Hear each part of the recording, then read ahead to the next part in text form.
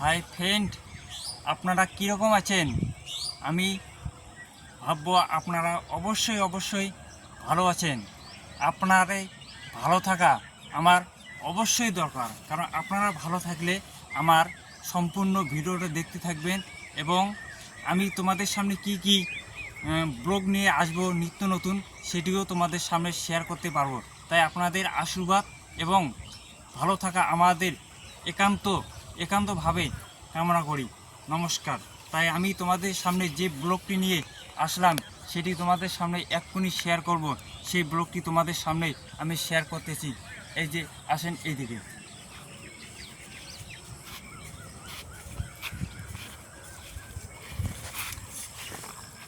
আমার এই ব্লগটি হলো পুরনো পটল গাছ থেকে কিভাবে আমরা লাভজনক করতে পেরেছি সেটি তোমাদেরকে আমি বলবো। এটা দেখতে পাচ্ছ, এটা সম্পূর্ণ পুরনো জাঙি অর্থাৎ পুরনো পটল গাছ। এটিকে আমরা না কেটে সম্পূর্ণভাবে রেখে দিয়েছি। আর পুরনো পাতাগুলো আমরা কিন্তু অলরেডি আমাদের দৈনন্দিন লেবার বা আমাদের বাড়ির ফ্যামিলি সবাই মিলেমিশে একতাভাবে পুরনো একদম সম্পূর্ণভাবে এটা কিন্তু আমরা ছেটে ফেলে দিয়েছি। এখন কিন্তু নতুন এটা পাতা গজাচ্ছে এবং ফল ফুল আসতেছে, এবং এটাকে আমরা কিন্তু সম্পূর্ণভাবে রেখে দিয়েছি। হ্যাঁ, কোনো আমরা ডাল কিন্তু কাটিনি, কারণ একটি ডাল যদি কেটে যদি নতুনভাবে চারা না লাগানো যায় সেটি কিন্তু ফলে পরিণত বা জাঙ্গিতে ওঠার জন্য বহুত সময় লাগবে, তাতে কিন্তু আমরা অতটা লাভজনক হতে পারবো না। তাই আমরা এই পদ্ধতিতে তোমাদেরকে দেখা দিয়েছি, বা আমরা এইভাবেই যে করলেই লাভজনক হব সেটিও তোমাদেরকে বলতেছি।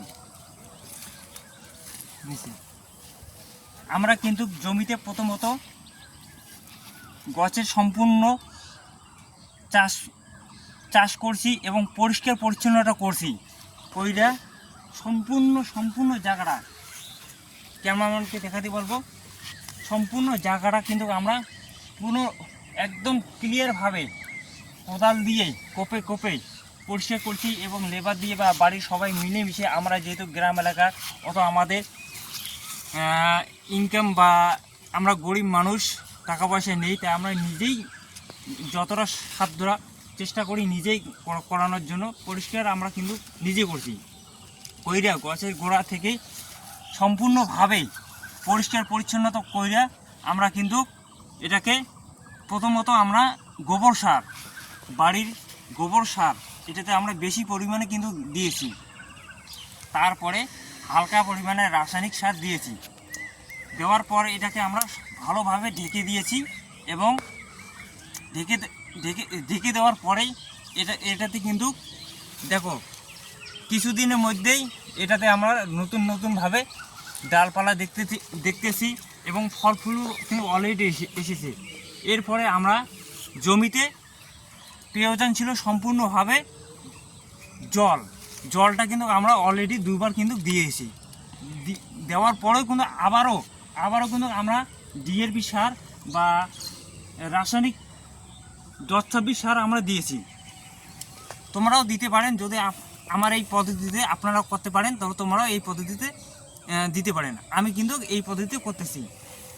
এর ফলে মাঝে মাঝে কিন্তু আমি এটাতে বিষ ব্যবহার করি, কারণ এটাতে বিষ ব্যবহার না করলে পোকা ফল নষ্ট করতে পারে। তাই আমি কিন্তু তোমাদেরকে বলতেছি, এটা আমি এইভাবেই ব্যবহার করতেছি, এবং অল্প দিনেই দেখেন আমার কিন্তু ফল অলরেডি এসে গেছে। এই দেখতেছেন গাছের ফল এসে গেছে।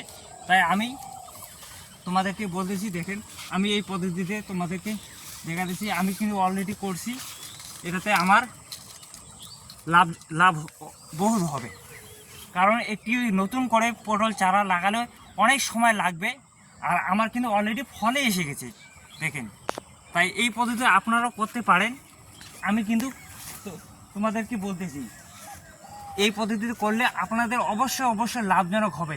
আমি এই পদ্ধতি করছি, আমার কিন্তু অবশ্যই লাভ একটু হতে পারে, কারণ নতুন চাহিতে অনেক সময় লাগে, আর এটাতে আমার অলরেডি হয়েই গেছে। তাই আপনারা খুব মনোযোগ সহকারে আমার এই ভিডিওটি দেখতে থাকেন। দেখেন চারিদিক থেকে দেখেন, দেখেন বন্ধুরা আপনারা দেখেন, ভালোভাবে দেখেন।